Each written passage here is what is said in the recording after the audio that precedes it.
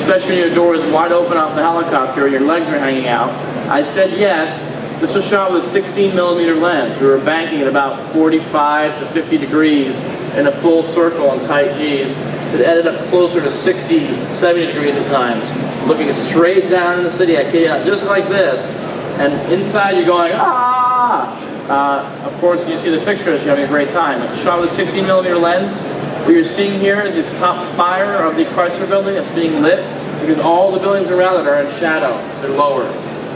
Here's a tighter version of it, shot with the 7200. You'll notice the gargoyles around the building. You may remember a famous photo of Margaret Bourke White, one of the famous live photographers, one of the best. She had a portrait taken of her up there. She wanted so much to live in the Chrysler building that she applied 3 times to become the janitor. It's the only person who's allowed to live in a commercial building. She was rejected 3 times. She'd had the last laugh. She had an office building on the 77th floor, right on the observation deck where I shot, with 2 pet crocodiles. Here is the photograph I eventually was setting up. This is Mike, the engineer. It took us 7 months to get clearance to go up there. A lot of contracts, a lot of rewrites. And what I wanted to do is find a way to make the Eagle soar above the city. Because from the 77th floor, as you can see, it intersects with all the buildings. It gets pretty messy. So I brought up what they call a mega boom from Manfrotto and lowered the camera about 12 feet. This was in the days prior to techno cranes and jibs. This is when I was just a photographer and didn't know that there were other tools that this film industry used all the time. And this allowed you to pan and tilt the head remotely, and I was able to get this image. This allowed the Eagle to soar above the city. I put a ProPhoto 7B on bottom to strobe the bottom of the gargoyle, one behind him to do a little rim light, and 2 580 strobes inside the actual light that he put in there, not me. If you look really carefully on the top, you'll see a waxing moon. Next morning, I extended the arm about 12 feet off the side of the building, over 42nd Street, so you can actually see the spire of the building, which you cannot see from the observation desk. Beautiful colors of sunrise, just as it kissed the horizon and came up. And then I did what I usually do, which is I went a little crazy, and I added a 10-foot extension to the 12-foot arm. Everything was safetied in, everything was harnessed. It's still extremely nerve-wracking. You want to be extremely safe.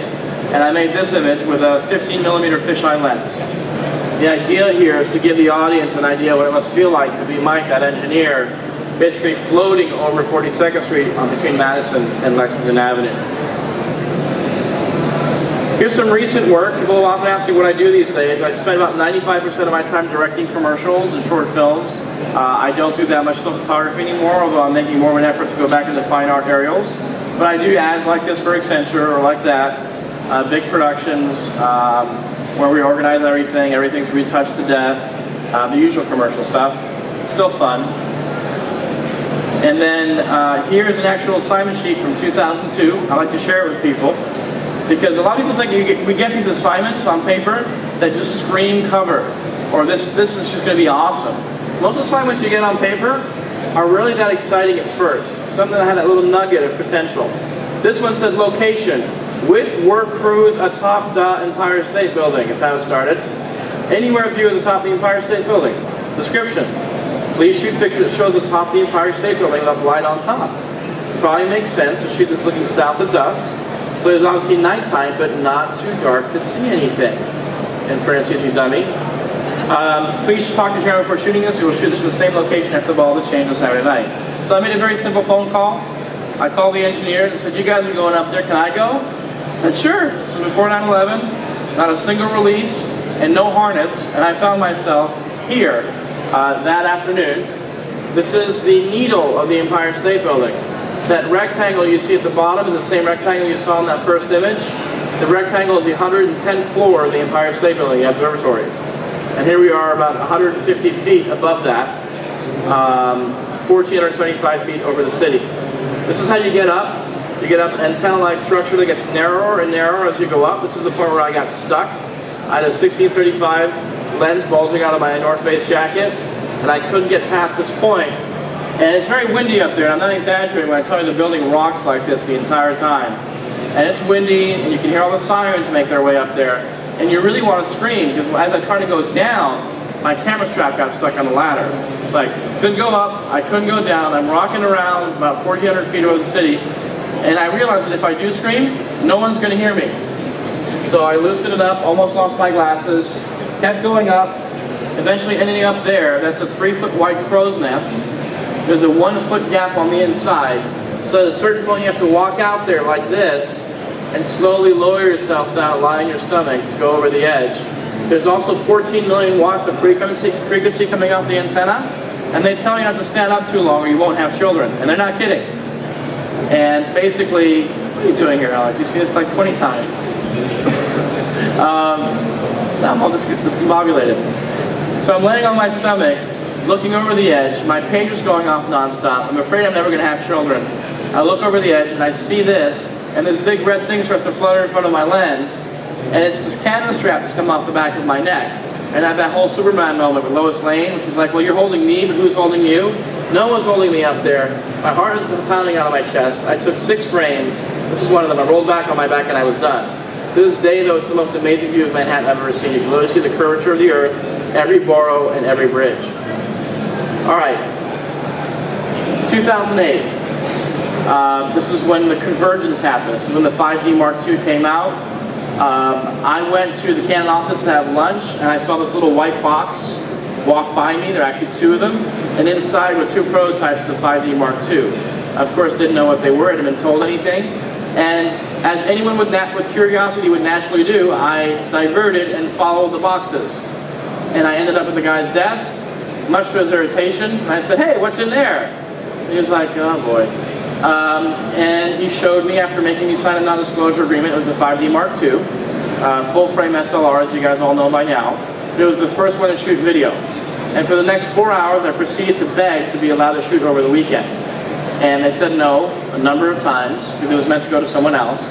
And finally, they relented, and I went out and shot a short, what I call a Bad Cologne commercial, in over 2 nights in Manhattan. No film permits, no storyboards, just my knowledge of New York.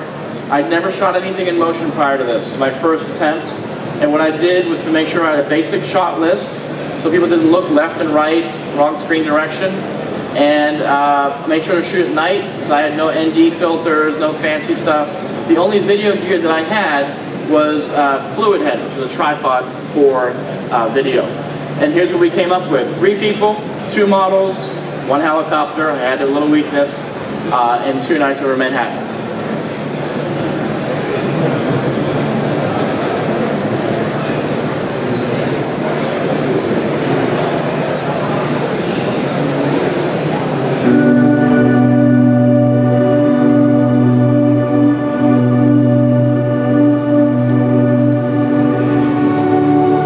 Keep in mind that this was the first video ever seen off of SLR.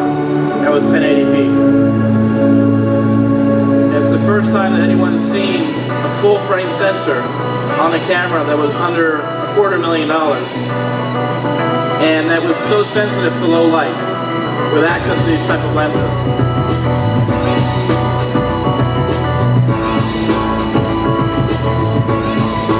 Flickering light was the police cars on the side of the Brooklyn Bridge.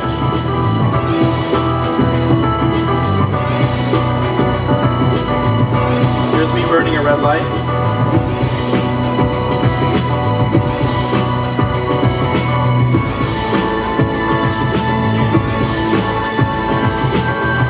Didn't have follow focuses, so I had people walk into focus. Simple stuff.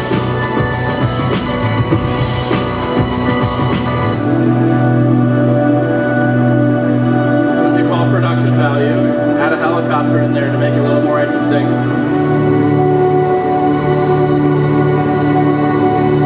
They gave me no manual and 1 battery. We had to figure everything out as we went.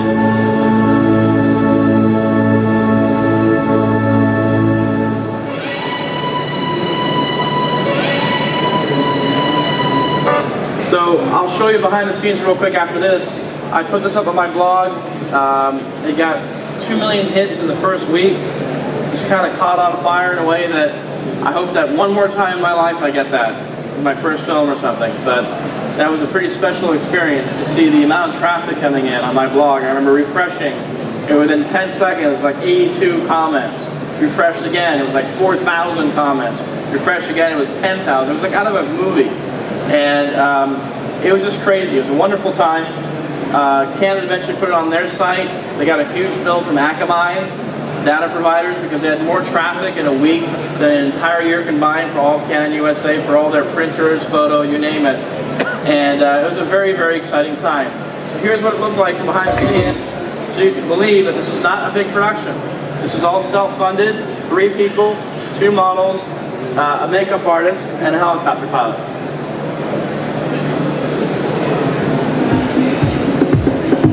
What's that?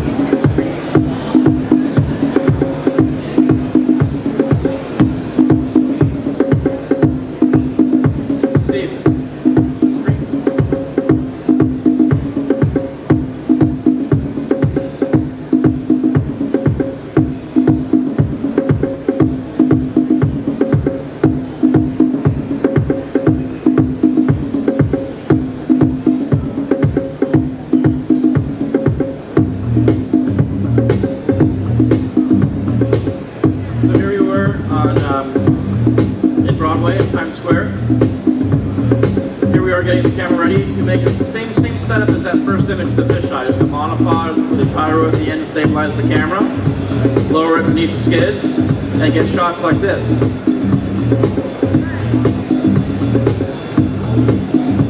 This is a very light production, no clients at the end of it. We were playing a piece of music the whole time, the equivalent of Gangnam Style today, like just ridiculous music, having fun, laughing. The car was packed with gear.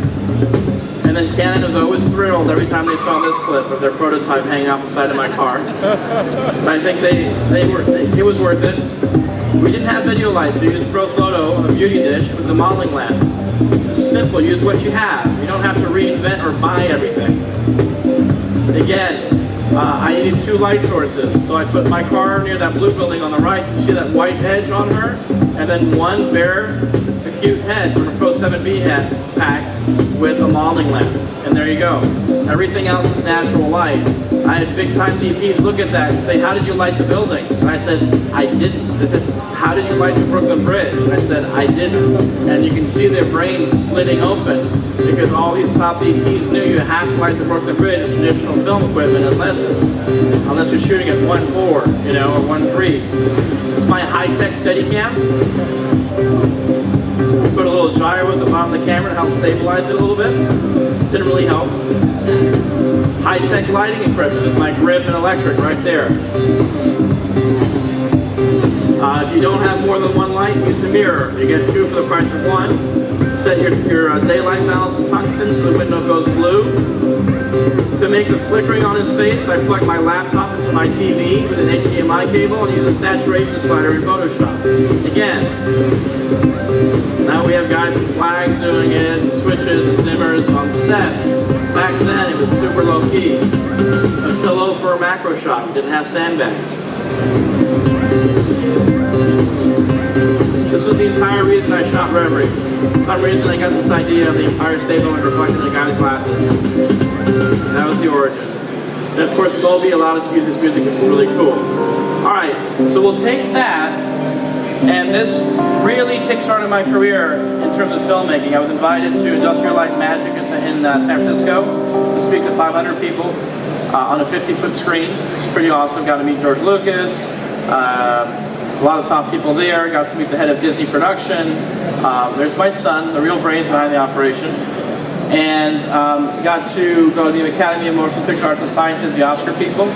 At the end of the day, I was very aware that I had about 72 hours of experience as a filmmaker and 22 years as a photographer. So I knew I had a lot to catch up on. And I'll show you my next big job, which was 9 months later, and you'll see how quickly things changed. This was the set of my next job. Not my next job, but my next big job. This was in Vancouver, Canada, on a $600,000 commercial, from a $5,000 production to $600,000, like that. And from 3 people to 163. All right, I was a DP on this job, and I was in charge of 250,000 watts of light to shoot with a Phantom camera at 600 frames per second at f2. 250,000 watts gave you f2.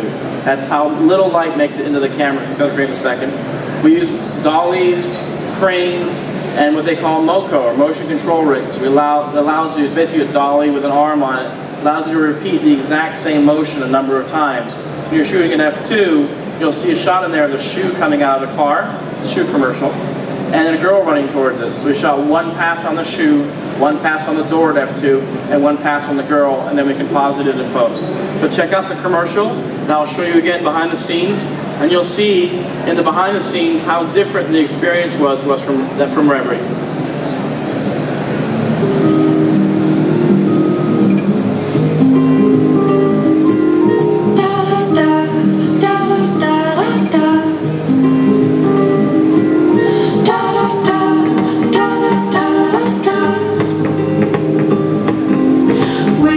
Wonderland of mine, we'll make today famous, it's true. With someone like you, da da da da da da da da da da da da. With someone like you, da da da.